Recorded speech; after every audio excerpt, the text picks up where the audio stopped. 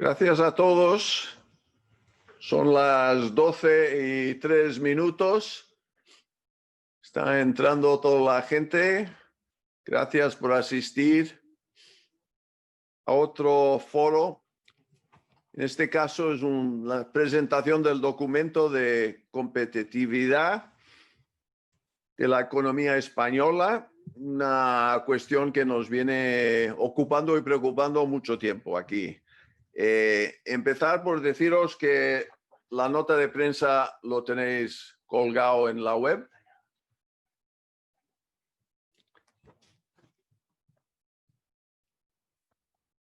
Y a mi izquierda aquí está Miguel Iraburu, el presidente del grupo del barómetro de la competitividad del Círculo. Quiero darle las gracias, Miguel, por ese trabajo y también por todos los de tu grupo. Veo que hay unos consultores externos, María Luisa Blázquez y Julio García Cobos, que también han ayudado. Sabemos todos el drama humano y social que está suponiendo esa pandemia y que todavía no hemos logrado superar. Y obviamente después viene el drama económico y estamos sufriendo eso y desgraciadamente lo que va a venir. Según los principales organismos nacionales e internacionales, la crisis del COVID afectará la economía pues más intensamente que cualquier otra economía del mundo, que ya es decir algo, ¿no? La caída del PIB va a ser mayor en España que cualquier otro país del mundo. Con la caída del PIB va el aumento del paro, que ya estamos tocando los 4 millones y tenemos muchos en ERTE que irán al paro seguramente. Hay un déficit y una deuda que son realmente escalofriantes. Eso debe, en nuestra opinión, a dos factores. Por un lado, el gran impacto de la pandemia en nuestra economía. Eso es clarísimo. Pero también la desacertada gestión de nuestro gobierno. No ha sabido hacer frente a eso de una forma eficaz. Y por otra parte tenemos lo que sabemos todos, que es una debilidad estructural en nuestra economía. Hemos vivido muchos años con esa debilidad y claro, en temas cuando las cosas van bien se nota menos, pero cuando las cosas van mal se nota mucho más y llevamos años en el Círculo diciendo que hace falta unas reformas estructurales bastante importantes aquí en España y bastante ambiciosas y ahora mismo con esta crisis son absolutamente necesarias. Este verano presentamos junto con Boston Consulting Group unas propuestas para la transformación de todo el modelo productivo español. Había 14 puntos prioritarios. Yo creo que aprovechando la crisis, como decía Churchill, ¿no? Don't let a good crisis go to waste. No desperdicies una buena crisis. Pues hemos hecho ese estudio, lo hemos circulado a todos los que tienen algo que ver con la política económica del país y espero que tenga su impacto. Más recientemente hemos publicado un plan de reformas para dirigir las ayudas europeas que van a venir y una nueva política laboral también y también reforzar la apuesta por el sector sanitario. Hemos hecho un documento específicamente sobre el tema sanitario que pensamos que va a ser un sector estratégico para el futuro y pueden no solo resolver los problemas sanitarios que tenemos en este momento, pero también puede ser un pilar importante en la economía futura española. Insistimos con este documento de hoy, que tenéis todos al alcance en la web del Círculo. Es una apuesta para mejorar la competitividad. Miguel os dará los detalles. Obviamente, talento, innovación son importantísimos. Calidad de las instituciones siempre es algo que venimos insistiendo. Hemos hecho un libro de cómo mejorar la democracia liberal que hemos presentado en primavera. La eficiencia de las administraciones públicas. Y sabemos que hay que mejorar muchísimo esto. Y la parte internacional, internacionalización y luego crecer lo que es industria, porque claro, parte del motivo de por qué cae tanto el PIB en España es que estamos muy dependientes de turismo, que en épocas como pandemia del COVID caen brutalmente. Industria es algo más sólido, o sea que sabemos ya, que, por ejemplo, que Volkswagen en Navarra ya ha recuperado sus 3 turnos, o sea que necesitamos un porcentaje más elevado de industria, sin olvidar de que también tenemos que transformar el turismo cara al futuro. Bueno, en este documento, y Miguel va a dar los detalles, analizamos primero los últimos 10 años en comparación con otros países de nuestro entorno, que yo creo que es lo que siempre hay que hacer, porque no hay que reinventar la rueda. Hay países que lo están haciendo francamente mejor que España y podemos copiarles. O sea, aquí no hay derechos de autor, o sea, todas las ideas buenas se pueden copiar. Y la conclusión principal es que España, a nivel competitivo, estamos aún alejados de estos países que tienen, vamos a decir, las economías más vibrantes. También, analizando los últimos 10 años, vemos lo poco que hemos avanzado. Queda claro que los principales países con los cuales competimos han hecho más reformas y nosotros tenemos que hacer estas reformas estructurales ambiciosas cuanto antes. También citando a Churchill, él siempre decía, yo soy optimista porque no parece muy útil ser otra cosa. Y explicaba que un optimista ve una oportunidad en cada calamidad, que es justamente donde estamos ahora, y un pesimista ve una calamidad en cada oportunidad. Pues ante todo lo que nos rodea ahora hay que ser optimistas.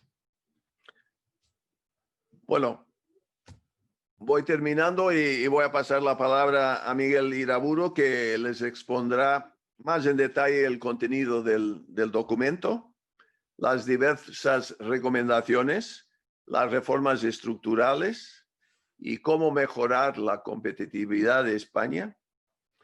Y al final respondemos a preguntas de nuestra audiencia por la zona preguntas y respuestas en el Zoom, abajo centro izquierda, no por la zona chat que está abajo centro derecha. Nuestro secretario general, Alfredo Bonet, recogerá las preguntas y él los organizará, porque claro, tenemos también que respetar que todo esto va a durar 1 hora, que tenemos el compromiso de terminar a la 1 en punto.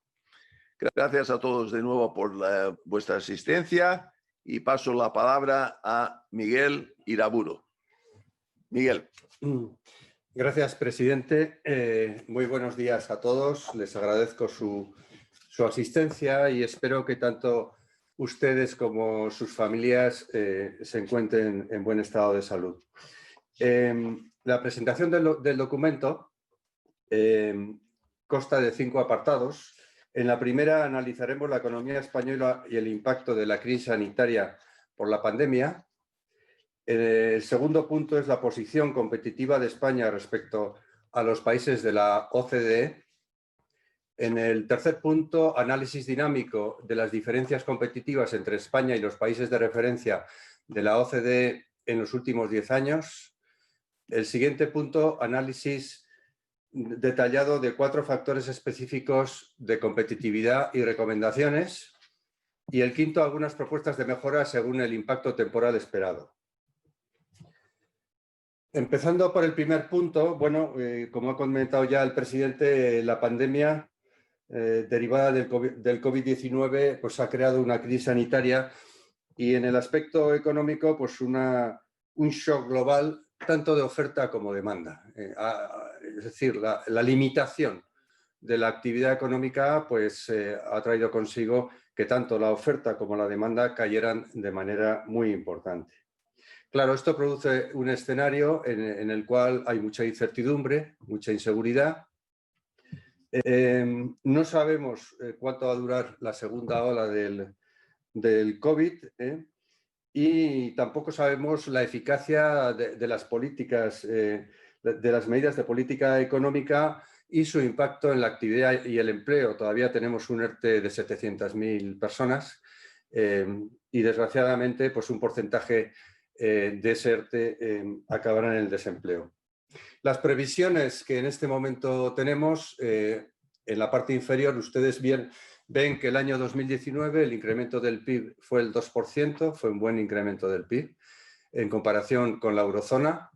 En el 2020 hay un rango muy importante entre el 10,5 y el 14,4 que está en función de la agresividad y de la duración de la pandemia. Bien es verdad que, digamos, los diferentes institutos e instituciones que trabajan en ámbitos económicos nos están diciendo que estaremos, por ejemplo, el Fondo Monetario Internacional nos avisaba en su previsión que este año estaríamos en una caída del PIB del 12,9.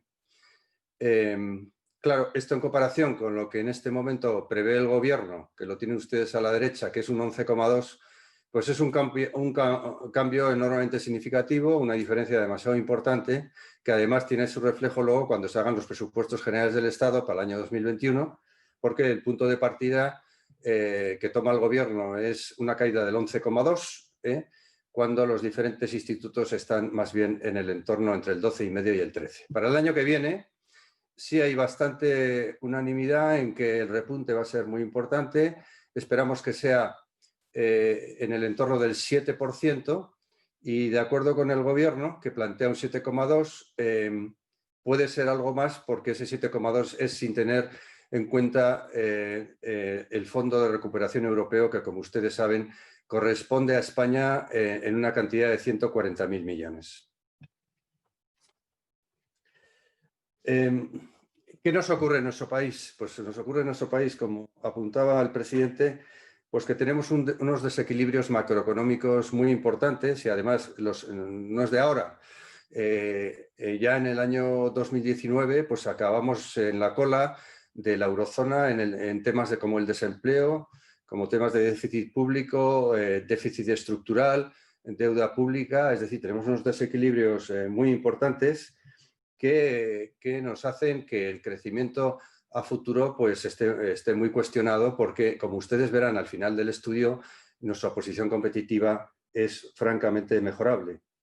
Aparte de estos, digamos, desequilibrios numéricos, la productividad, que es un término fundamental de cara a aumentar la competencia, está completamente plana. Hace mucho que no crecemos en productividad de los factores y es un ámbito absolutamente necesario, ya no solo para que crezca la economía, sino para el bienestar de las personas, como luego veremos. Y finalmente tenemos un reto demográfico. España es un país envejecido, el 19,5% de la población tiene más de 65 años, el ratio de nacimientos es 1,2 por mujer y realmente el futuro de la demografía en España es más que preocupante. Seguramente de los problemas de calado este es el más importante y el que tiene peor y más difícil solución. Bien, ¿qué ocurre con todos estos desequilibrios? Pues que nos condicionan todo, nos condicionan el estado de bienestar, nos condicionan la salud, la justicia, en fin, todos los recursos que tendríamos que que emplear en los ambientes públicos, dada que nuestra capacidad de crecimiento se ve limitada por estos desequilibrios, pensamos que tenemos que ir a un nuevo modelo productivo mucho más inclusivo, más sólido y más competitivo, y necesitamos una serie de reformas estructurales, pero reformas estructurales con visión de futuro, no de cortoplacismo ni de electoralismo, ni mucho menos de populismo, sino reformas estructurales que realmente relancen nuestra economía y aumenten su potencial de crecimiento de cara al futuro. Como les indicaba, el Next Generation de la Unión Europea nos ha asignado 140.000 millones, de los cuales 72.700 corresponden a subvenciones, es decir, no hay que devolverlos, y el resto que son 67.300, pues sería con una deuda, pero con una deuda con un interés muy bajo y con un periodo de amortización de más de 30 años.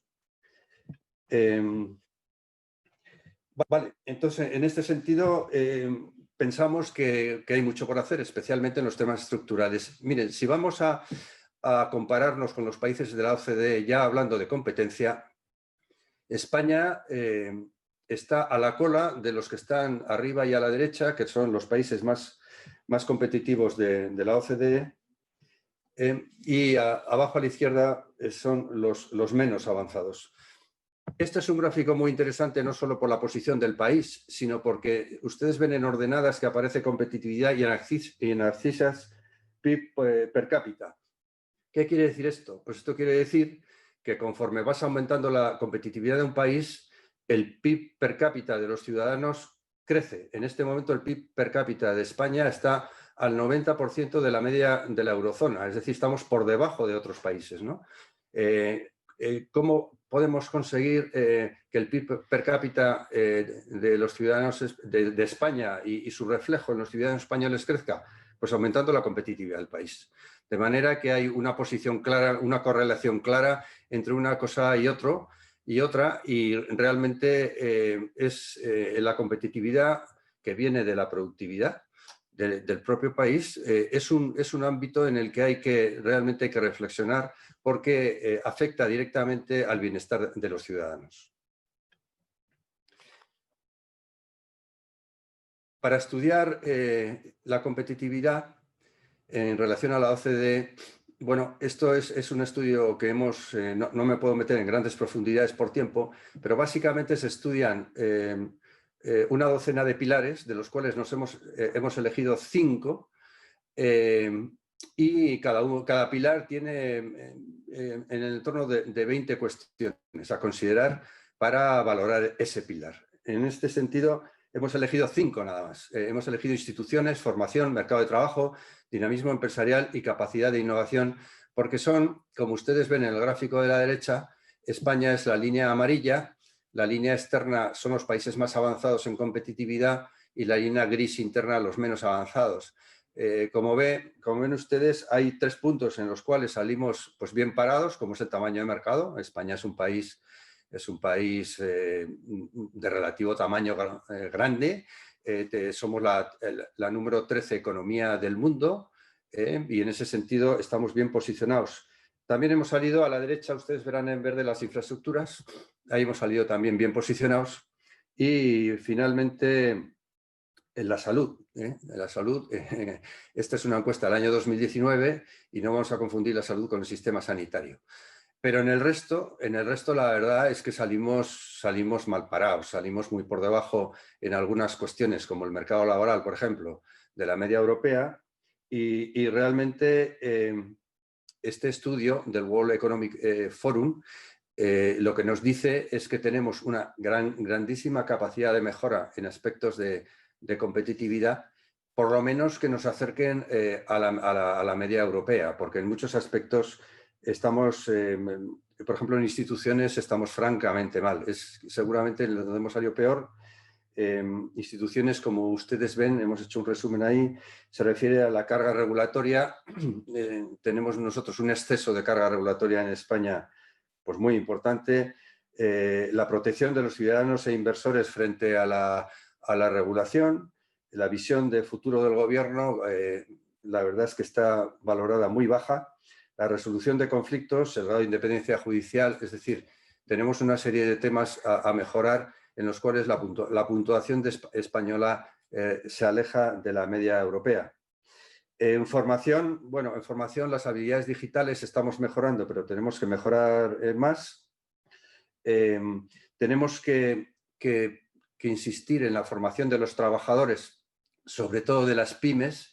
España es un país de pymes, porque salvo el 0,6% que son medianas, el 0,12% que son grandes, el 99,3% restante son pymes, entonces, o PI, empresas pequeñas. Entonces, en ese sentido, la capacidad que tienen estas compañías de asumir nuevas tecnologías pues es muy limitada. Entonces, es necesario que haya un programa a nivel estatal de manera que con ayudas externas sean capaces de asumir las nuevas tecnologías. En el mercado de trabajo tenemos una falta de flexibilidad clarísima y la consecuencia de eso es el altísimo ratio de temporalidad. En el año 2019 cerramos con un 26% y para que se hagan ustedes una idea, en la Unión Europea la media está en torno del 12,5%, o sea, estamos en el doble. Habrá que preguntarse por qué los empresarios se ven obligados a contratar tantos temporales, porque eso tiene unas consecuencias muy negativas. Primero para las personas, para los empleados temporales, pero es que evidentemente bajo el punto de vista, por ejemplo, de formación, los programas de formación no tienen nada que ver cuando tienes un empleado temporal o cuando tienes un empleado fijo.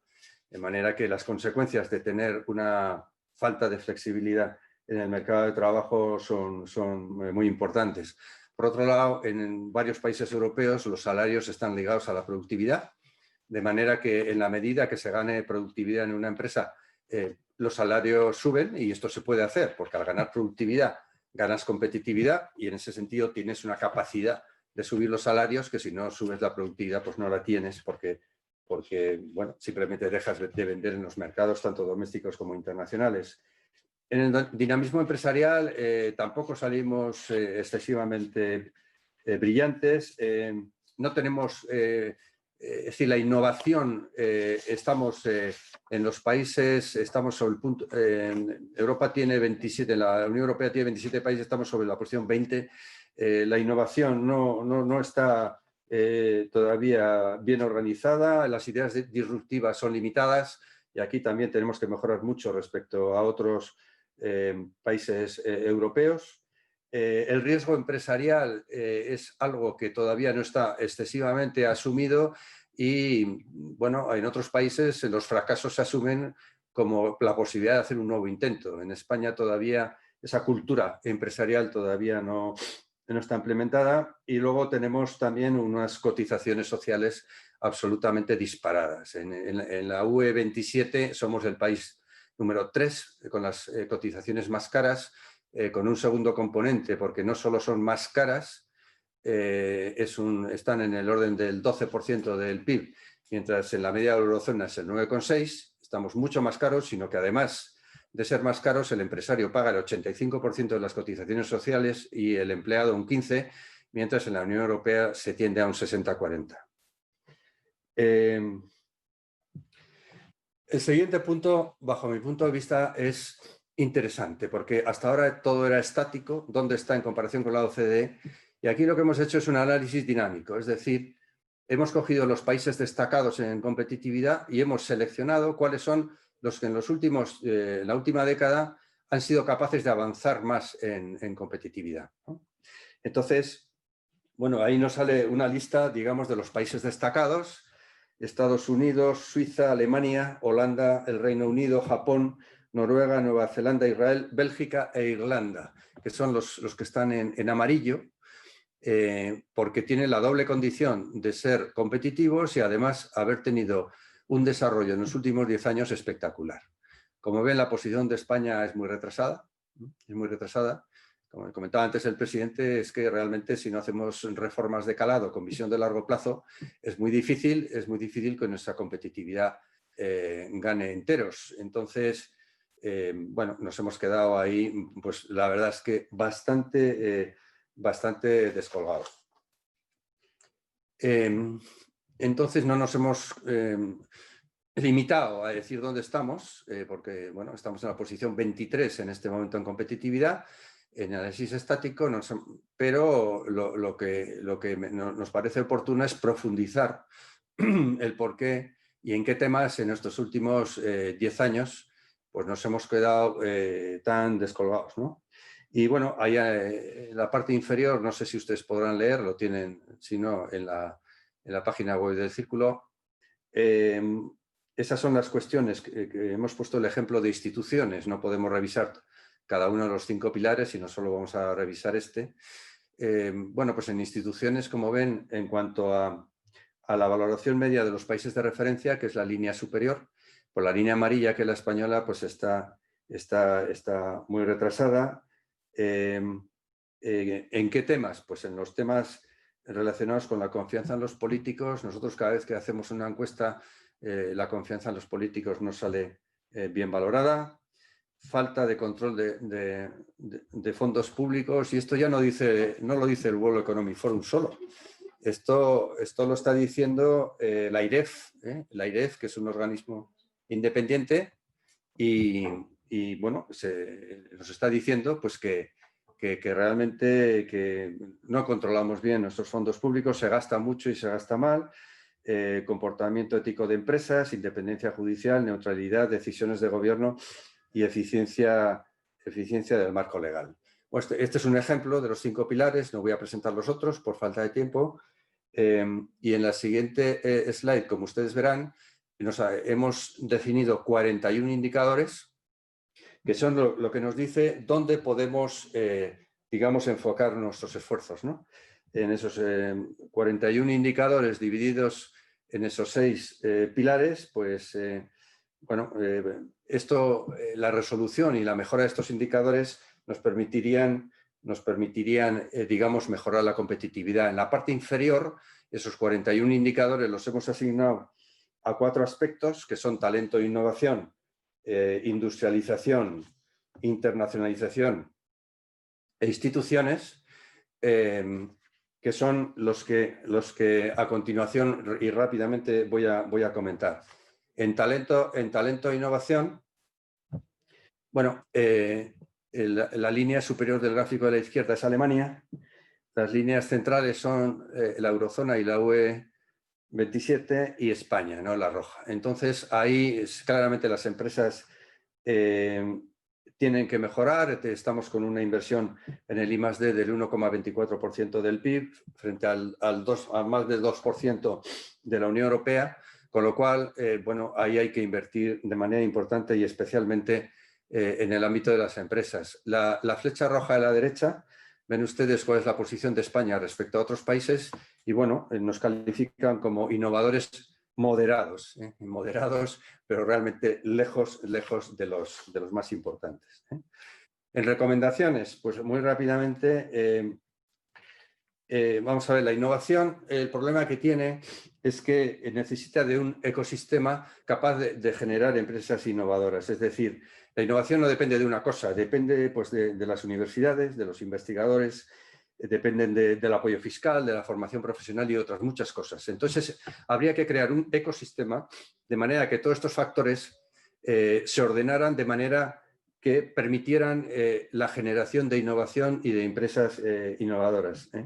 Aquí el mensaje más importante es que nosotros promovemos la creación de una entidad público-privada, que sería un CEDETI, pero un CEDETI fortalecido con otras capacidades, de manera que bueno, pues pudiera gestionar este ecosistema de manera que se beneficiaran sobre todo las empresas medianas y pequeñas, que son las que tienen más dificultades, ¿no?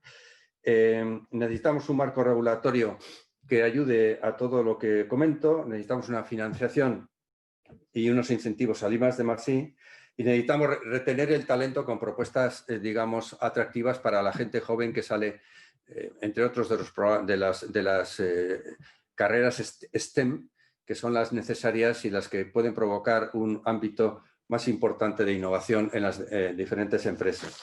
En cuanto a talento e innovación, bueno, en cuanto a eficiencia de las administraciones públicas, pues aquí hay mucho por hacer. Realmente en las administraciones públicas se ha hecho muy poco o prácticamente nada en la mejora de su productividad. El déficit público y la deuda pública no lo voy a volver a comentar porque ya lo hemos dicho que estamos en la cola Europa y realmente necesitamos una administración fuerte, que no quiere decir una administración grande, quiere decir una administración racional y eficiente que mejore la asignación de los recursos públicos que por definición siempre son escasos. Bien, en cuanto a las recomendaciones, bueno, pues tenemos que, evidentemente, que profesionalizar la gestión, cosa que en este momento no ocurre. Tendríamos que establecer una edición por objetivos, tendríamos que establecer una remuneración que fuera fija y variable en función de esos objetivos, y tendríamos que hacer muchas cosas que en este momento ni hace muchísimo tiempo se han ni siquiera planteado. Tenemos proponemos el que haya un nuevo estatuto del empleado público, de manera que el estatus de funcionario se limitara a los puestos de responsabilidad. Y luego, en cuanto a la eficiencia, aparte de mejorar esa dirección y esos objetivos, tenemos una gran capacidad de mejorar la eficiencia de las políticas activas de empleo. Tenemos mucho recorrido si hacemos una gestión de compras mucho más centralizada y si establecemos sobre todo una coordinación entre Administración Central y comunidades autónomas muchísimo más estrecha. Sería también muy interesante el último punto 3. Ya existen en Europa instituciones que lo que hacen es evaluar las políticas económicas que ponen en marcha las administraciones públicas. Son, por supuesto, independientes y pensamos que el que existiera este tipo de instituciones en España mejorarían enormemente la rendición de cuentas y la transparencia a la hora de asignar esos recursos públicos. El tercer punto es la internacionalización. Bueno, en 2008 todos ustedes saben que fue una palanca fantástica para salir de la crisis del 2008, pero esto no se puede repetir en este momento porque básicamente los grandes países a los que exportamos, que son la Unión Europea en un 66%, y otros países, pues debido a la pandemia se ha reducido enormemente las importaciones y la caída del comercio exterior a nivel mundial se establece entre un 10 y un 30%. Aparte de eso, tenemos la parálisis del turismo por los motivos que ustedes bien conocen. En un país como España, que nos hemos convertido en el año 2019 en el 17 exportador mundial de mercancías y en el 11 de servicios, con una balanza corriente que ya lleva 7-8 años en positivo, lo cual antes era impensable, con una primera posición en turismo a nivel mundial, según el World Economic Forum, en cuanto a la calidad de servicios y en cuanto a la respuesta ante la avalancha de los 84 millones de turistas que recibíamos. Y luego somos el 12 receptor mundial también de inversión extranjera, con lo cual, y el 14 emitida por nosotros, con lo cual, digamos, en el ámbito internacional la posición de España en el año 2019 era buena. En cuanto a recomendaciones, bueno, pues aquí en cuanto a recomendaciones, y esto no es solo para la internacionalización, o sea, nosotros pensamos que tiene que ser muchísimo más estrecha la colaboración público-privada. La empresa y las asociaciones empresariales tienen muchísimo que decir en cuanto a cómo plantear los planes de internacionalización y la administración en ese sentido tiene que contar mucho más con la empresa española a la hora de establecerlos. Queremos ampliar la base de exportadores regulares. En España en el año 2019 exportaban más de 250.000 empresas y en el entorno de 55.000 exportadores regulares, lo cual quiere decir que llevan 4 años seguidos exportando ininterrumpidamente. Queremos ampliar esa base. Los acuerdos bilaterales son importantes en este momento en el que el multilateralismo está en cuestión. Tenemos que mejorar también la financiación y la fiscalidad. De manera que digamos, en cuanto pase la pandemia, la exportación tiene que ser otro vehículo que nos ayude a salir, digamos, de la crisis económica que estamos en este momento padeciendo. Y finalmente, en cuanto a industria, bueno, aquí tenemos, se ha comentado antes también, tenemos un déficit importante porque la industria española, incluyendo la energía, supone un 16% mientras en la UE pues, es casi un 19%. Pero es que en España fue el 33%. En los años 70 la industria en España era el 33%. ¿Y por qué apostamos tanto por la industria? Pues porque la industria, en primer lugar, ante la caída de la productividad y el estancamiento actual, es muchísimo más productiva, es capaz de invertir mucho más en empleo estable, con lo cual ante una pandemia es muy interesante.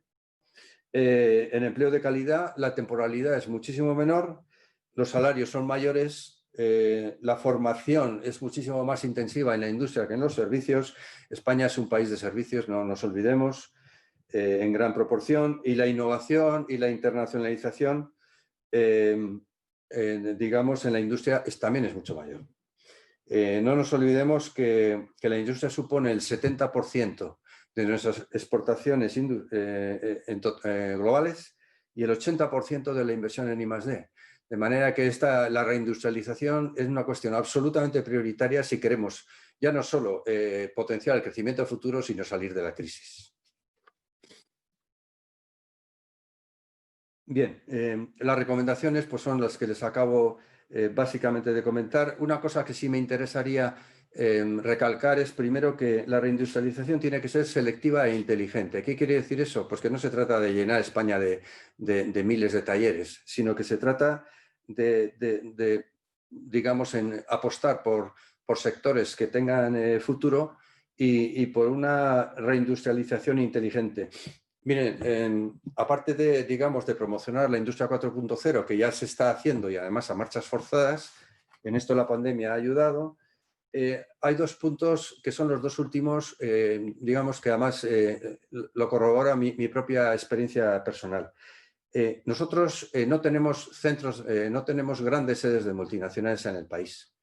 Están en Alemania, están en Francia, están en el Reino Unido, están algunas en Italia.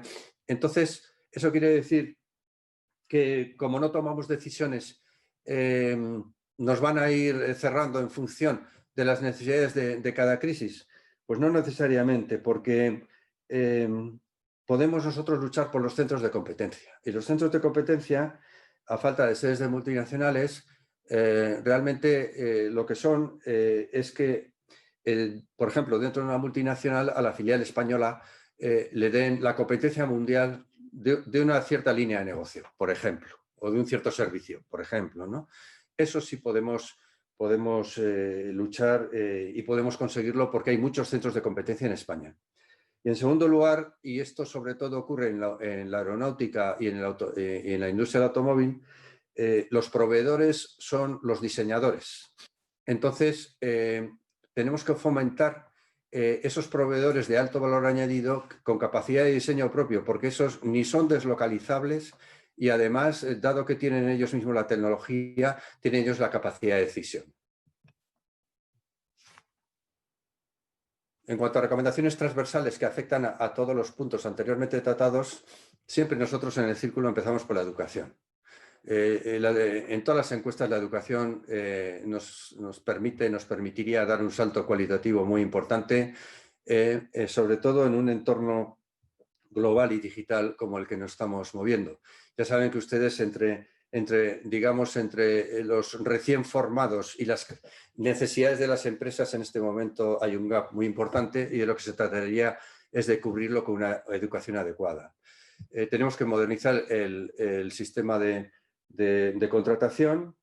Las cotizaciones a la seguridad social penalizan enormemente las inversiones y la creación de empleo. Otro punto importante es aumento del tamaño de las empresas a base de fusiones y adquisiciones. Somos un país con demasiadas pymes y sobre todo demasiado pequeñas. Las nuevas infraestructuras digitales no son necesarias para todo. La formación profesional dual también en el Círculo apostamos porque creemos en ella firmemente.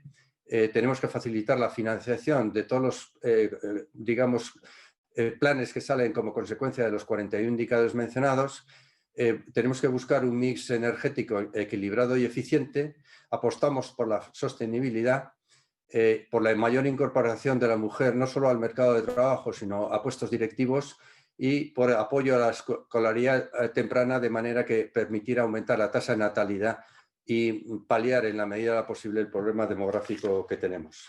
Y ya con esto termino. Simplemente este es un cuadro que ustedes podrán, los que tengan interés, comprobar en la página web del Círculo de Empresarios. Aquí todas las medidas que hemos mencionado las hemos dividido. Primero, las verdes son las prioritarias, aunque realmente todas son prioritarias, pero bueno, las más prioritarias. Las naranjas, bueno, son las que pensamos que pueden venir detrás de las anteriores. En la parte izquierda de las medidas que mencionamos, las clasificamos por su dificultad a la hora de implementarlas, y en la parte superior arriba por su impacto en el caso de que se implementen, sea a corto plazo, a medio plazo o a largo plazo. Hasta aquí llego, no quiero cansarles más. Muchas gracias. Gracias, Miguel. Y ahora pasamos a las preguntas de nuestra audiencia. Alfredo Bonet, secretario general del Círculo, los tiene preparados y coordinados. Alfredo.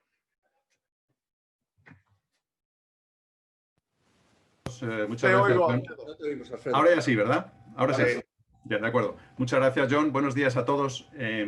Tenemos todavía pocas preguntas. Lo que animaría es a los participantes a que este es el momento de mandarnos sus preguntas, como ha explicado el presidente, a través del botón de preguntas y respuestas, para que se las vayamos formulando a los ponentes.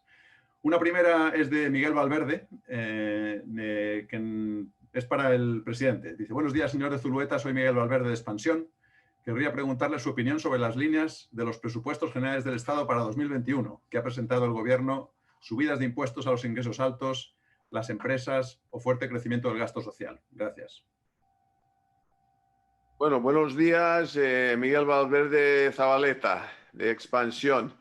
No son presupuestos realistas, no están adaptados a la tremenda situación en que se encuentra este país. Los ingresos de estos nuevos impuestos son sobrevalorados, o sea que no vamos a recaudar ni la mitad de lo que piensan. Y subir impuestos en este momento es una locura, y no hay ningún país en nuestro entorno que está haciendo esto. Están haciendo justo la inversa, bajando impuestos a España. Alemania acaba de bajar el IVA. Lo que tenemos que hacer es potenciar la economía y no hundirla. Y estos impuestos adicionales y nuevos no es el momento. O sea, a lo mejor son necesarios en un futuro, pero en este momento es hundir más la economía. Y como sabemos todos, la caída del PIB en España, que nos dicen las agencias internacionales que estudian y los economistas sesudos que estudian esto, es la caída más profunda de todos los países en el mundo. O sea, que no es el momento para subir impuestos. Es un disparate, es una imprudencia. Pero gracias por tu pregunta, Miguel. Muy bien, tenemos una segunda pregunta. Esta va a ser para Miguel Iraburu. Dice: ¿cree que los fondos europeos son una oportunidad para reindustrializar España y atraer inversiones extranjeras? Bajo mi punto de vista, sin duda. Pero vamos a ver, los fondos europeos depende muchísimo cómo los manejemos, cuáles sean los fines a los que los vayamos a dedicar, porque en sí una mayor cantidad de dinero puede fomentar la actividad, pero si no hacemos reformas estructurales y si no los dedicamos a temas en los cuales España pueda crecer más en el futuro, es decir, potenciemos el crecimiento de la economía española, pues no. Es decir, lo que es muy importante es cómo los gestionemos. Ahí siempre hemos tenido problemas, ya no solo en la orientación, sino en la capacidad de gestión. Un dato que es poco positivo para España es que de los fondos europeos que hemos recibido con anterioridad en los últimos años para diferentes cuestiones, solo hemos utilizado el 34%. Yo espero que esto no ocurra en este momento, porque nos jugamos demasiado. 72.700 millones en subvenciones y 67.000 en posibles préstamos, me parece es una cantidad lo suficientemente importante como para que estudiemos muy en profundidad a qué los vamos a dedicar, poniendo sin ninguna duda un énfasis en las reformas estructurales que tenemos que abordar y, en cualquier caso, dedicándolos siempre con una visión a largo plazo para potenciar el desarrollo de la economía española a medio o largo plazo. Gracias. Tengo aquí otra que es más bien, es casi un comentario, pero luego si quieres puedes comentarlo. Es de Eva Monroy, socia del Círculo. Dice, no veo cómo se van a establecer en nuestro país los centros de beneficio de las multinacionales con los impuestos propuestos en los nuevos presupuestos generales del Estado, además de las tasas Google y la bancaria para las transacciones. Parece tremendo. Bueno, claro, ya lo hemos comentado antes, es decir, es evidente que en este momento, bueno, yo tengo relación con muchos fondos internacionales por mi trabajo profesional, ellos pueden invertir en cualquier parte del mundo. Entonces, a la hora de tomar una decisión de inversión, pues tienen en cuenta factores básicos como, por ejemplo, es la calidad institucional de ese país, cómo funcionan las instituciones. En este momento seguramente no estamos en el mejor momento en este punto. Estudian el respeto al Estado de Derecho, estudian la unidad de mercado, estudian el mercado laboral, en fin, una serie de cuestiones en las cuales los aspectos fiscales, sin ninguna duda, están, digamos, en primera línea, ¿no? Nosotros nos estamos, bajo el punto de vista... Hay una cosa que yo leo y que realmente no es así. Es decir, España no tiene un problema de impuestos fiscales. España tiene unos niveles fiscales más altos, claramente más altos que la media europea, empezando por las cotizaciones sociales. España lo que tiene es un problema de recaudación, que es una cosa completamente diferente. Es decir, se dice, no, es que para subir la recaudación hay que subir los impuestos. No, no, no, no. Para subir la recaudación lo que hace falta es recaudar mejor. Y no nos olvidemos que tenemos una economía sumergida del entorno del 20% y una tasa de paro que en este momento está en el 16,5%. Con lo cual, España tiene un problema de recaudación, no tiene un problema de tipos. La progresividad de la... si ustedes miran, hace poco ha salido un estudio en cuanto a los temas fiscales de la Tax Foundation y en la progresividad de los tipos españoles está claramente por encima de la media de la Unión Europea. De manera que no confundamos tipos con recaudación. Son dos cosas diferentes. Los tipos son en este momento en España lo suficientemente altos como para que esos fondos que van a invertir en España se lo planteen. Gracias. Tenemos una de Pepe Luis Vázquez, de Radio Intereconomía, para el presidente. Dice, señor de Zulueta, ¿qué le parece la votación que se celebra este jueves en el Congreso para prorrogar 6 meses el estado de alarma? ¿Cree que ayuda a la recuperación económica el mensaje de excepcionalidad que está enviando el Gobierno con esta norma? Pensamos básicamente que la gestión del Gobierno en todo esto del estado de alarma y durante toda esta crisis ha sido bastante defectuosa y por eso tenemos esas cifras tan altas. O sea, la primera ola y en la segunda ola somos los países con índices más altos del mundo en contagios por 100.000, en muertes por millón, todo esto. El problema es que no sabemos como ciudadanos que cada mañana estamos con un plan nuevo, estamos totalmente desorientados en esta crisis. Ahora mismo, anunciar 6 meses, o sea, matar Navidad y Semana Santa de un golpe, me parece un despropósito. O sea, ¿por qué no ir mes a mes? Si las noticias siguen siendo malas, pues irán 6 meses. Pero preanunciarlo es matarlo de cualquier turista. Y bueno, he visto en el New York Times titular, España, estado de alarma 6 meses. O sea, asusta a todos los inversores extranjeros, todos los turistas. estamos haciendo un flaco favor y vas a la calle y preguntas al ciudadano, en este puente de Todos los Santos, ¿puedes salir de Madrid? ¿No puedes salir de Madrid? ¿Puedes salir de Cataluña? ¿No puedes salir de Cataluña? ¿Puedes ir a Bilbao? Nadie sabe nada, nadie lo tiene claro. O sea, y luego decir que los expertos recomiendan eso y luego nos enteramos que no existe un comité de expertos. Estamos en manos del ministro Illa, que era alcalde de la Roca del Vallés, que no sabe nada de medicina, y estamos en manos del Simón, que desde luego cuando pasan por la hemeroteca ves que ha dicho de todo, de no llevar mascarillas, de sí llevar mascarillas. Aquí el ciudadano está confundido cada día, cada mañana que se levanta uno, no se sabe. Y el Estado de Derecho, pues esto es un estado de alarma es para 15 días, es para que cuando cae un meteorito encima de una ciudad, es un estado de gravedad máxima.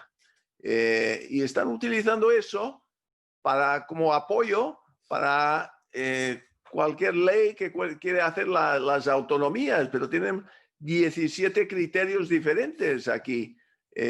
Mando único en la pandemia es lo más importante, pero mando único con expertos diciendo lo que hay que hacer, expertos científicos, no expertos políticos.